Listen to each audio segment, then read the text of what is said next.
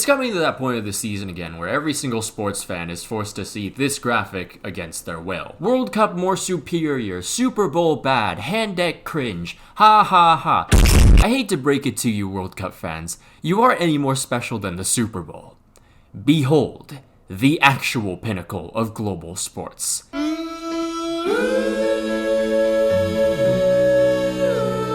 Welcome to Southeast Asia, or as I like to call this region, the Rice Balkans. From war ravage to war crimes, ASEAN is the creator of all, but they never seem to get the credit they deserve. Just take this guy for example, who foolishly showed his true colors in front of a national audience. And how many nations are in ASEAN, by the way? I couldn't tell you the exact amount of nations in that, but I know we have allies in South Korea, in Japan, and in AUKUS with Australia. Here in this beautiful region, a single Facebook argument could range from who has the richer economy to who gets to claim Sabah, and they both hold the same weight of importance. However, the moment an outsider dare insults anyone in Southeast Asia, be ready for the horde.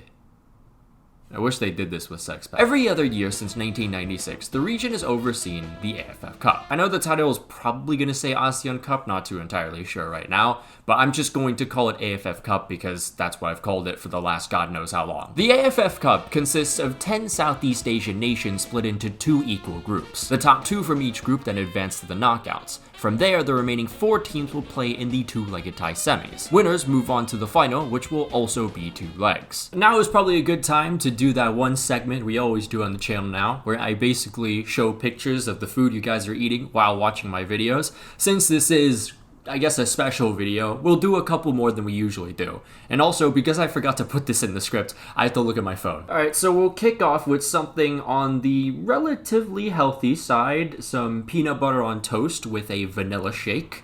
Pretty scrumptious, honestly. If it wasn't so goddamn windy outside, I could maybe get some groceries and make that myself. That's a thing for another time, though. You got someone,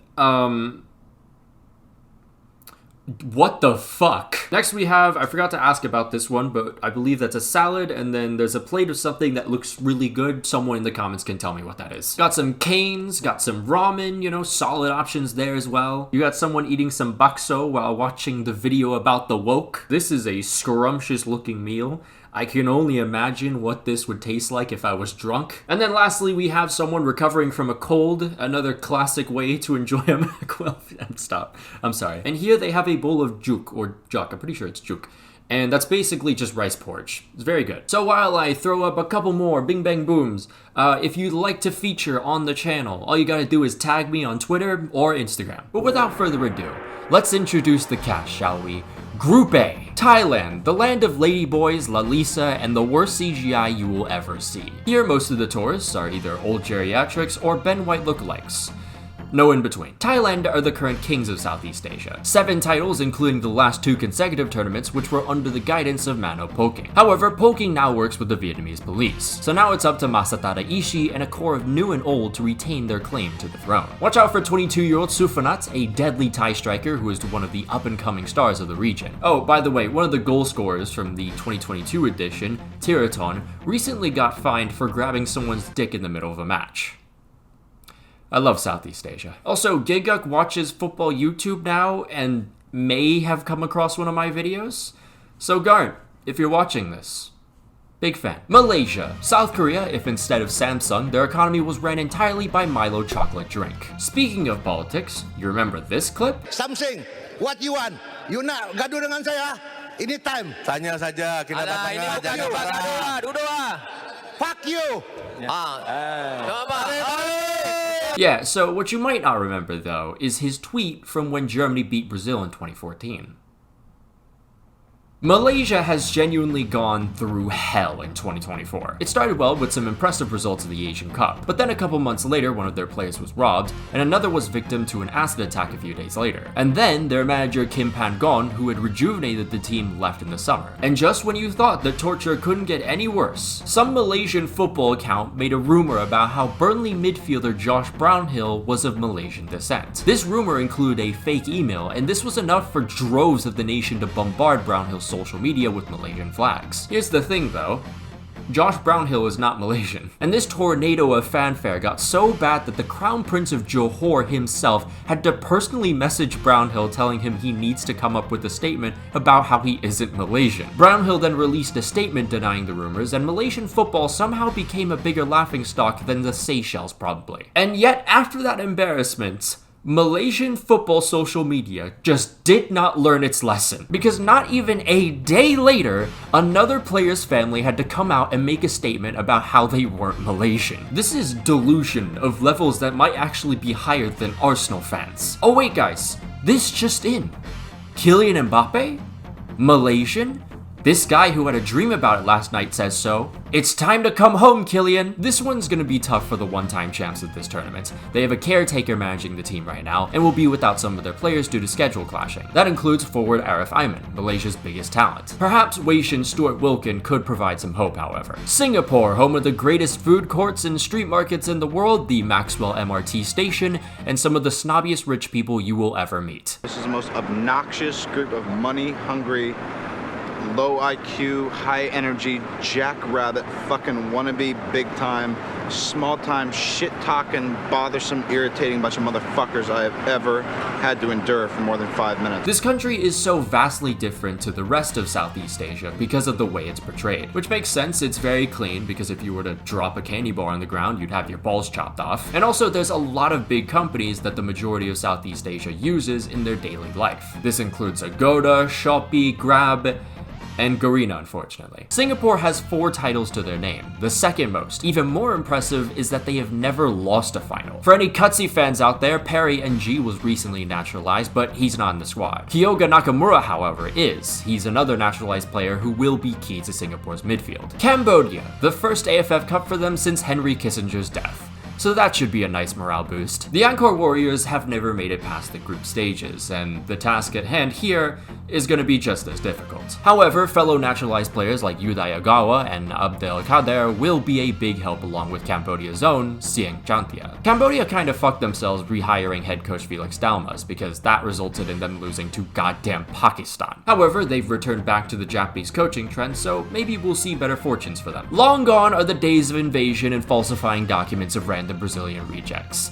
This is a new era for East Timor. Against Brunei in a 2-legged playoff tie to determine who would claim the last spot in the tournament, East Timor did enough to qualify for the AFF Cup for the first time since 2020. But that's not all going for them. They have 2 talented forwards in 20-year-old Paulo Gali and East Timor's joint all-time leading scorer with 7 goals, João Pedro. We kicked off Group A with the match between Malaysia and Cambodia, and if you looked at the graphic for Malaysia's lineup before the game, you would have thought you had traveled to a world where the fans weren't completely delusional. Malaysia scored the first goal of Group A through the Wei Shin Wilkin, but into the second half, Cambodia take advantage of a Malaysian mistake in the back and scored the equalizer.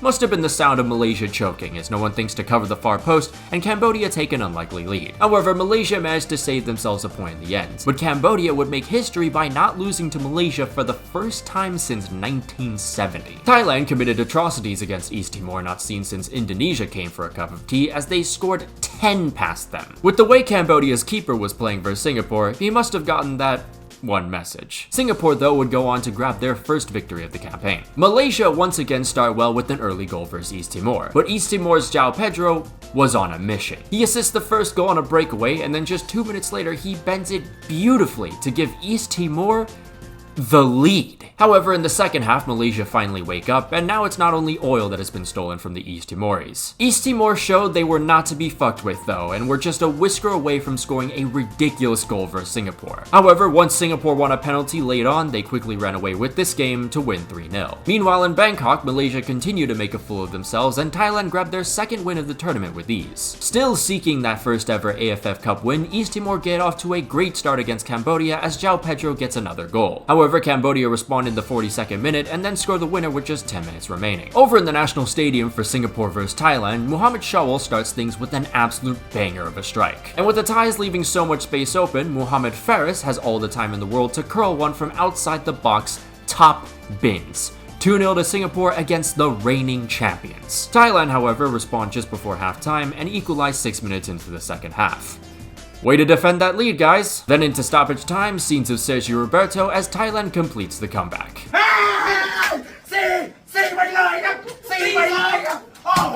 3 days later, the Thais traveled back home to face Cambodia. These two don't really have a rivalry in football, but arguments between these two nations on Facebook are hilarious. To give you some context, both Cambodians and Thais will go back and forth about how the other has stolen their culture, and sometimes they'll just claim parts of each other's culture. This has given way to great slander names like Claimbodia and Thiefland. And most recently, there was a post of a Cambodian claiming that Mudeng is actually from Cambodia. But you know something Cambodia can't claim? Group A, as the Thais win 3-2 to advance to the next round, which now left Malaysia versus Singapore to determine the Group A runners-up. Singapore win-or-draw sees them go through. For Malaysia, it's more difficult because they have to win.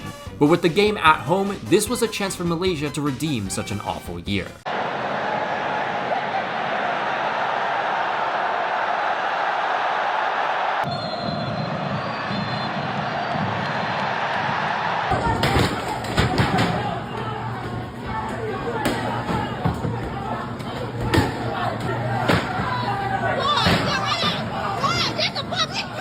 So after the group stages, Thailand and Singapore will be moving on to the next round. Moving on to Group B now, and we begin with Myanmar, the country that averages more military coups than goals per 90. Myanmar's best finish will surprise many. It was the semi-finals back in only just 2016. In this tournament, they upsetted Malaysia in their final group game to advance to the knockouts. They also finished 4th in 2004, and also during that period, Myanmar always had beef with the referee anytime they played Singapore. Since their Cinderella run in 2016, however, Myanmar has failed to make it out of the group stages every single tournament. They'll hope to have their fortunes change, however, with their star player, Mong Mong Lin. So are you Chinese or Japanese? I live in California last 20 years, but first come from Laos. Huh? Laos. We the ocean. The ocean? What ocean? Laos is honestly just kinda there. No one really thinks about them. Except for the #1 prospect of the 2025 CIA draft, Rainbolt, who about a year ago went to Laos to see one of his favorite roads. Having never made it past the groups, Laos have now joined the bandwagon of Southeast Asian nations poaching Korean coaches in hopes of better success. They can also call upon young attacking midfielder Bunfachan Bunkong. He became the first Laotian to play in the Cambodian Premier League and has 15 goals in 30 games for his club. In general, Laos aren't bad in attack, but their defense is less reliable than a bottle of hostile vodka in Van Vienne.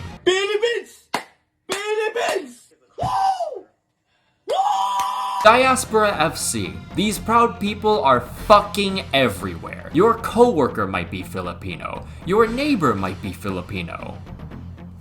You might be Filipino.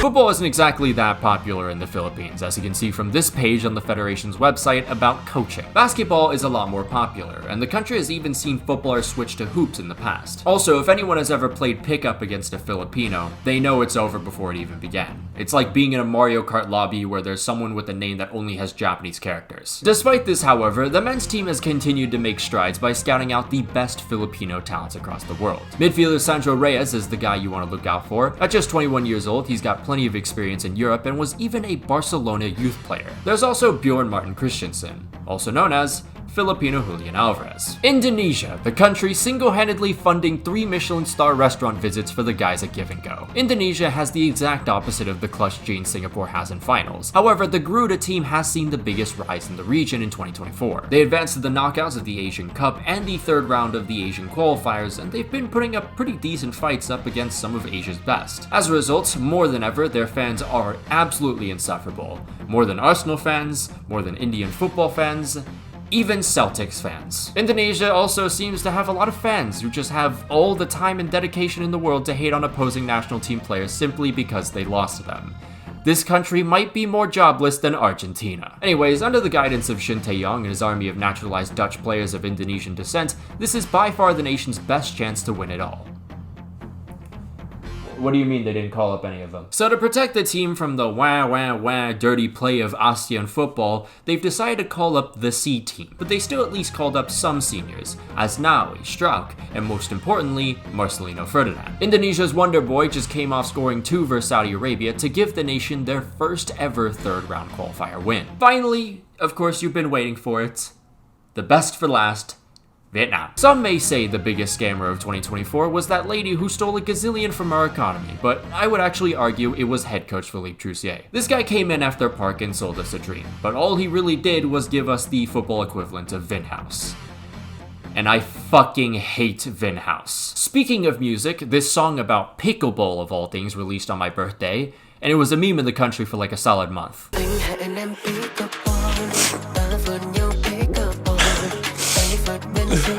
Statistically, we were one of the worst performers on the globe, and that's not even an exaggeration. We crashed out of the Asian Cup, we crashed out of the World Cup qualifiers, all at the hands of the Dutch East Indies. And if that wasn't bad enough, our golden generation is so washed that some of the players are in the second division right now because of money. But my fellow Viets, what do we do with French people when they inconvenience us? Send them back! Mirroring that faithful May 7th day in 1954, we sacked that bastard and returned to what gave us success in the past.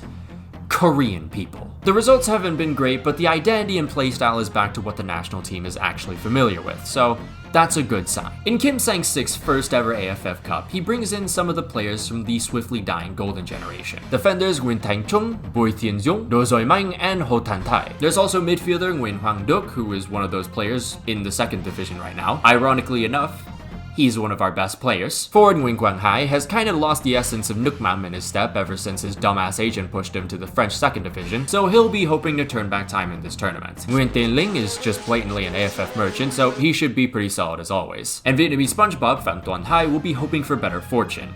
I mean, he fucking better, he's wearing the number 10. However, Kim also added some players currently performing really well in the V-League. Goalkeeper Nguyen Tinh Chu has been consistently solid for his club in Haiphong. Kim also really bolstered the strength of the midfield with Châu Ngọc Quang and Doan Ngọc Tân. There's also 24-year-old Nguyen Hai Long, who has been super promising for the national team in 2024. Nam Ding has been making big strides in the last couple of years, and defender Nguyen Van Vliet has played a pretty big part in that. As has Rafael Son.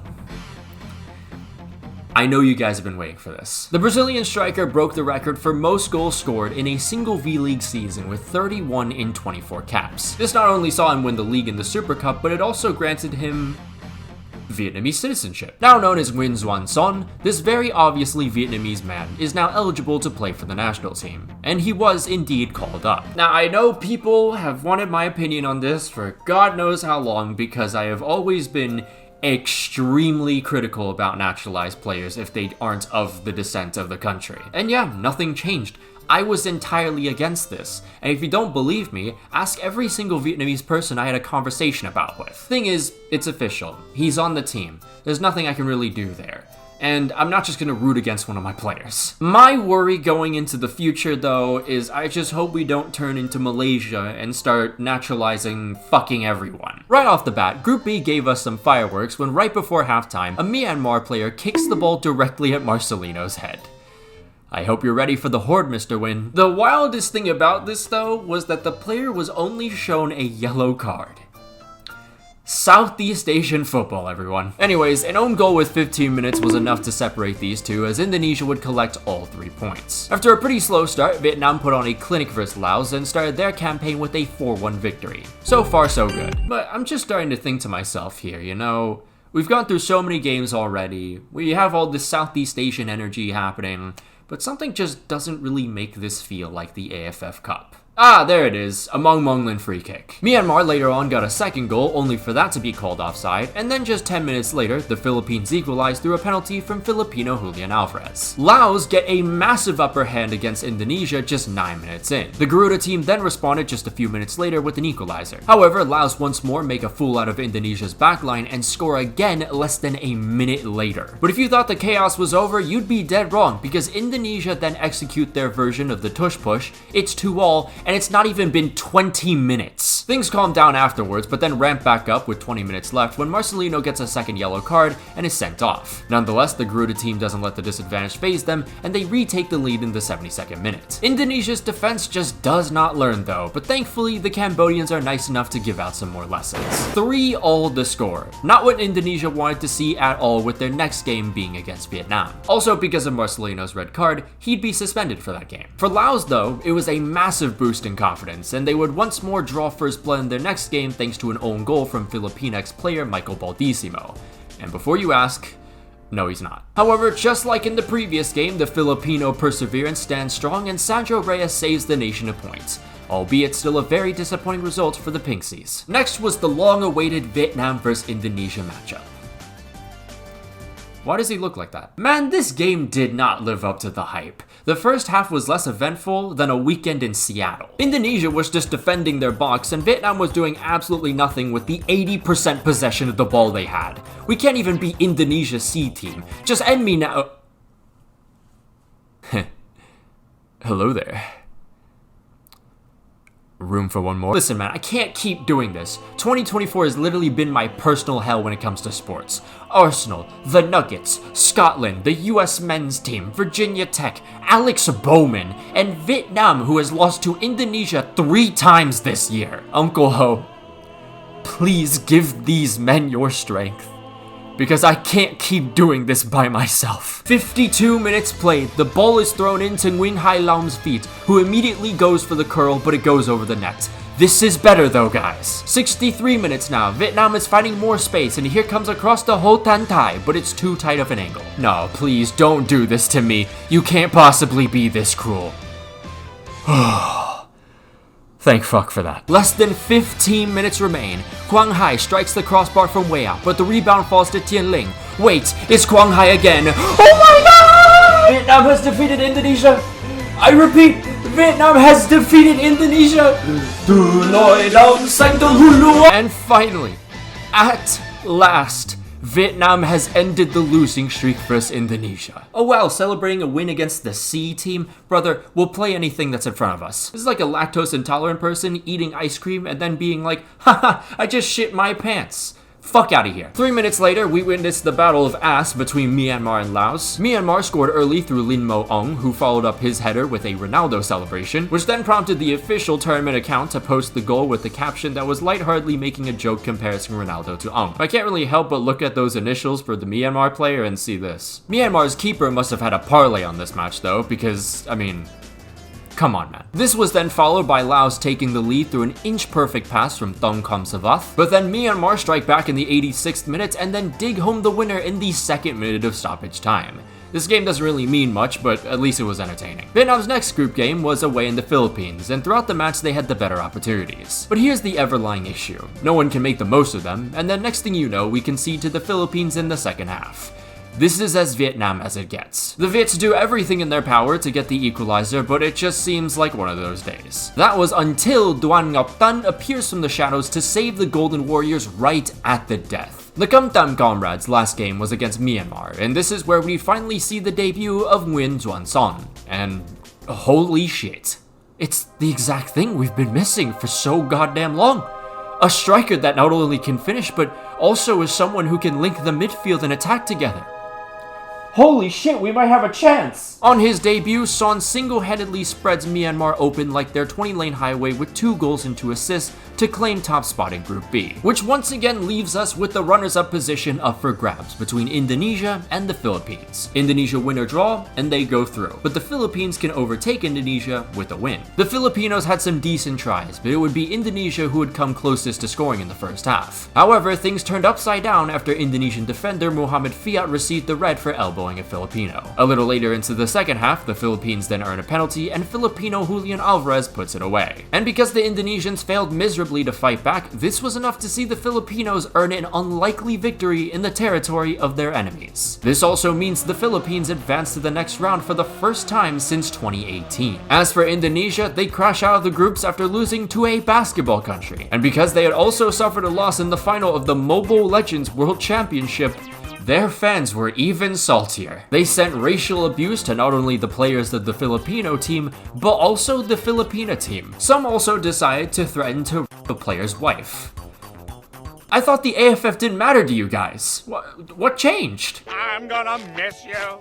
Boo hoo, boo hoo, boo hoo, boo hoo. And so, the knockouts are set. It was only 10 months ago that we saw a Thai-Filipino transgender war break out in the streets of Bangkok. Now, we get to witness the country's football teams duke it out. And to the surprise of everyone, it would be the Philippines to get on the board first after Sandro Reyes lashes one out from outside the box. The Philippines then had the chance to double the lead on the corner, but it quickly turned into a disaster as Thailand would go the other way and score the equalizer. After that, it kinda just felt like we were going back to the same normality as the Thais got closer and closer to finding a winner. But then in the 4th minute of stoppage time, the Philippines have a free kick, and against the grain, Kike Linares creates some Manila magic.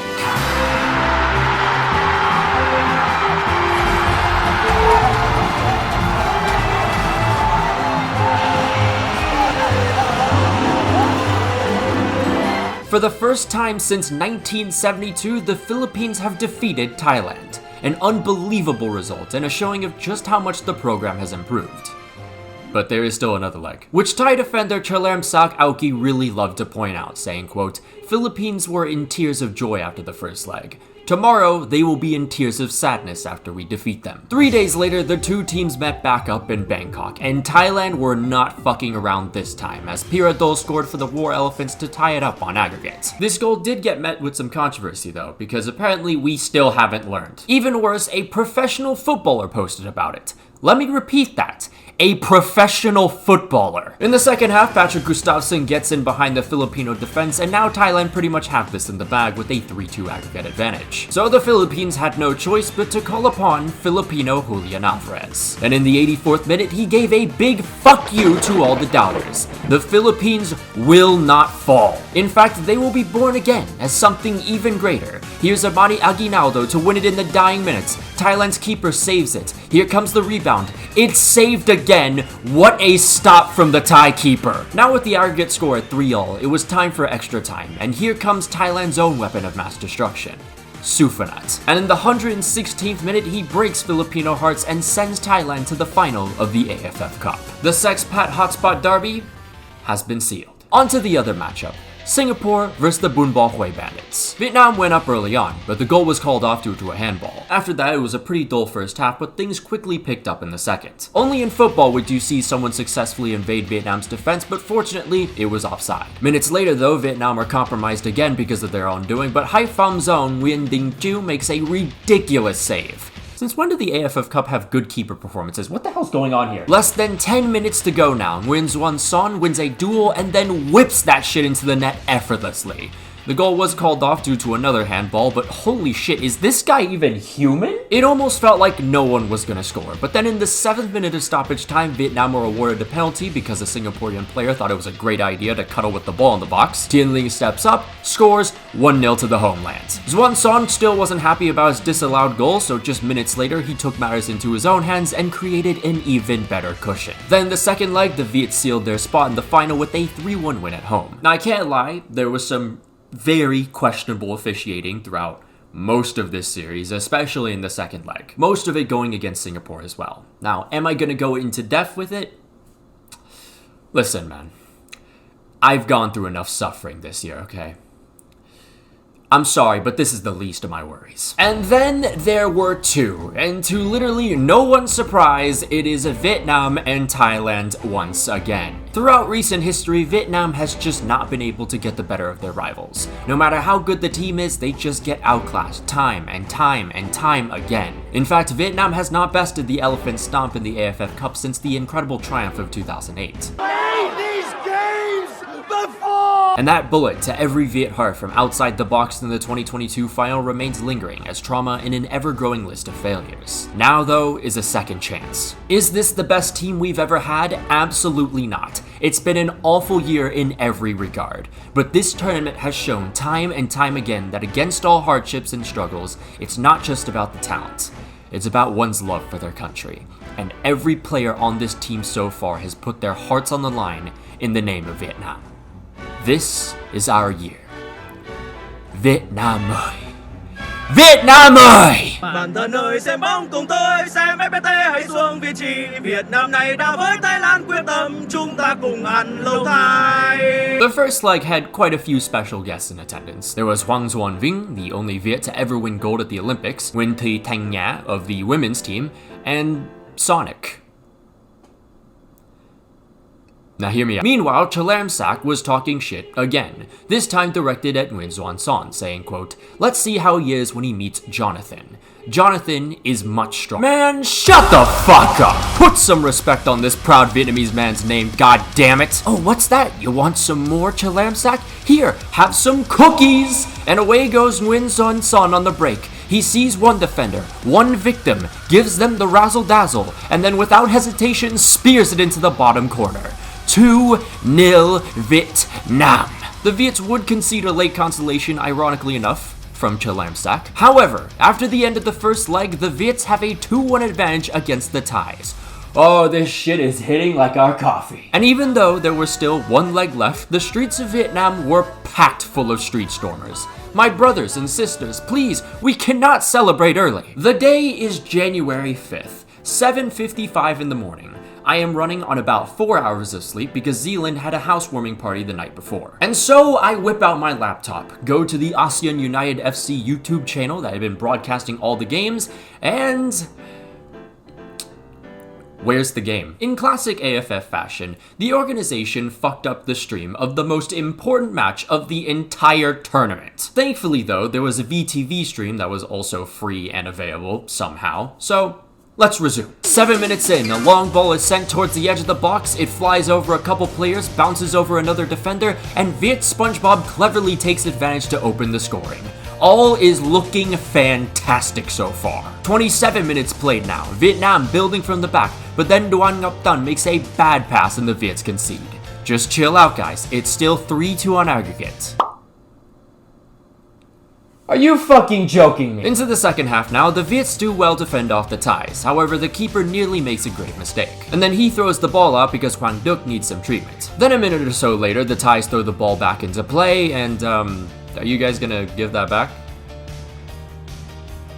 What the fuck? Now hold on, we literally threw it out for an injured player, no? Isn't it just like basic human decency to give us the ball back? Like there's no way this is fair. Our players were reacting slow for a reason. This goal shouldn't count.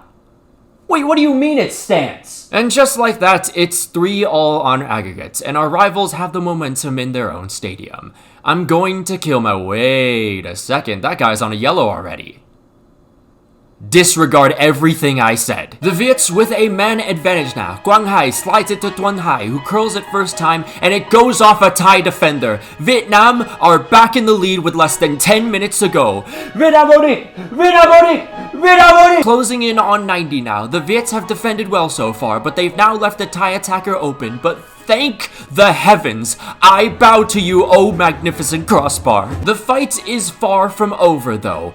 15 minutes of stoppage time. Super Chalk has an attempt from outside the penalty area, but what these fuckers don't realize is you're not getting past a man from high fucking Phong, motherfucker. Some time wasting and injuries later, 18th minute of stoppage time now. Zui Mang can't get enough on the header. It falls to a Thai player, however Zuan Mang makes a massive block. But there is still one last corner to defend, and the Thai keeper is up for this one. The ball is now whipped in. Tang Chung clears it out. This is it. This is our moment, boys. Nguyen Hai Lam. There's no one in that net. End it. End this year of suffering.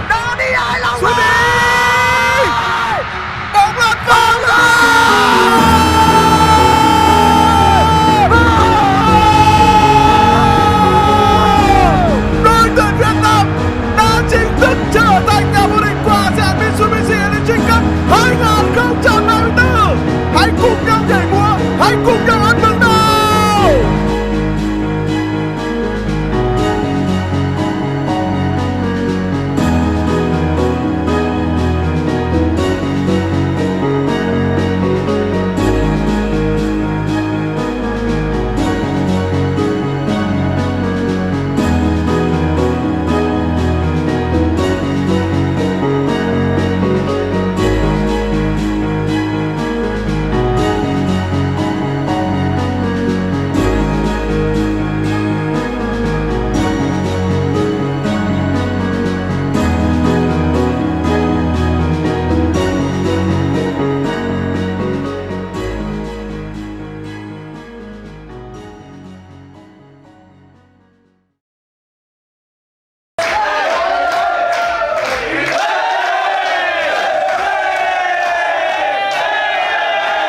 This has been one wild journey, man.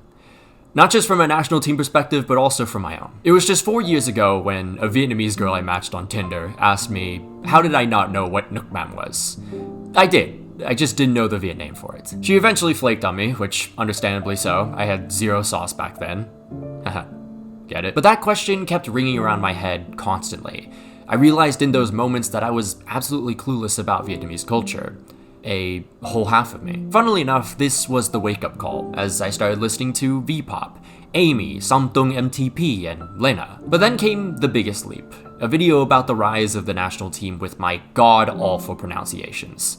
And it was just gonna be a one-off video where I learn a little more about a subculture in Vietnam. Nothing more, nothing less. And then one video led to another. I talk about Vietnam's World Cup qualification campaign, then I'm telling hundreds of thousands of people about some tin pot trophy in Southeast Asia. And next thing you know, I'm pretty much the English-speaking representative for the entire Viet football scene. It's why this title is just that extra special to me, because I've brought so many of you along with me on this journey of exploring my roots, and I think that's just incredible. I recently flew back to the country of my homeland for a second time in 2 years, and even before I arrived, I felt a warmth in my heart that kept me cozy in the dropping temperatures of Tokyo because so many people offered to show me around their home. And once I arrived, it was just non-stop meeting so many of you. We shared laughs and stories on bikes buzzing through a canvas of old vibrant green trees and rusted buildings with hundreds of years of history. We drank at cafes and talked about how awful the national team's year had been. We even played football with the backdrop of a market alleyway, and I honestly fell back in love with playing the sport after being on my Aoashi shit. And good fucking lord, we ate so much good fucking food.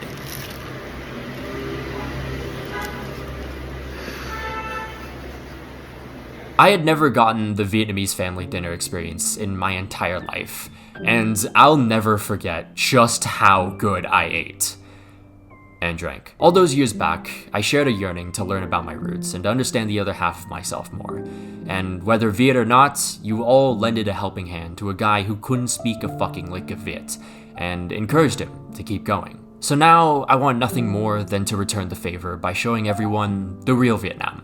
A country of hardworking people that will welcome you with open arms and take you in like you're part of the family. The warmth of our people is only matched by the passion they pour into their culture. They'll take care of you, proudly share their traditions, and offer love through the harmony of every delicious meal. This is what it means to be Vietnamese. We are one big family. We don't discriminate. We are stronger together than any force of nature, and unity is our greatest strength.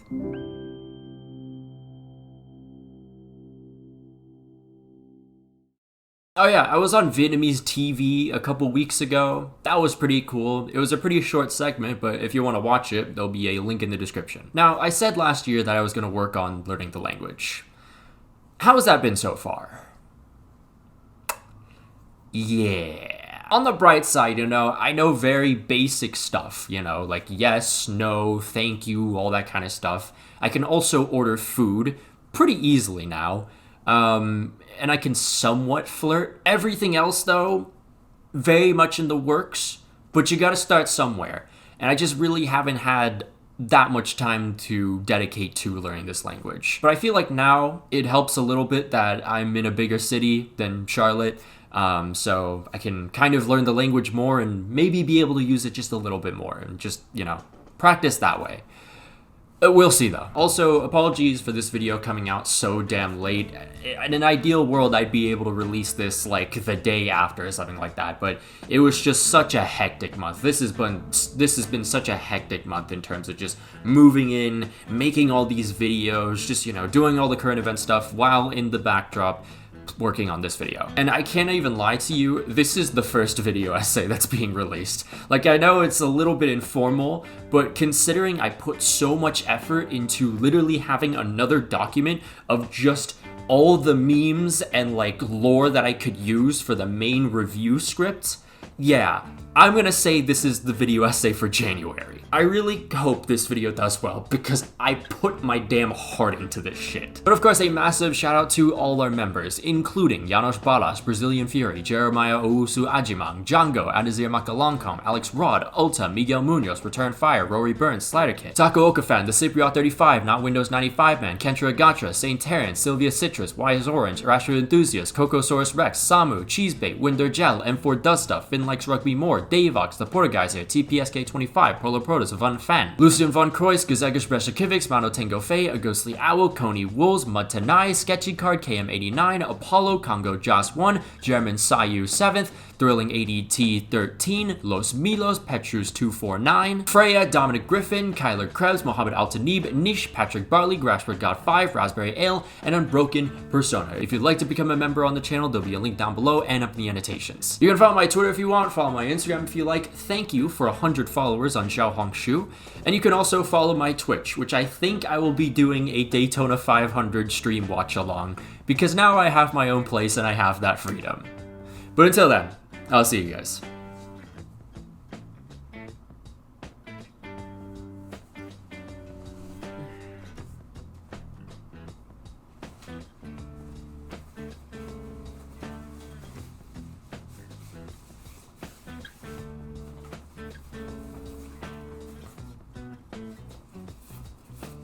I wonder what this is.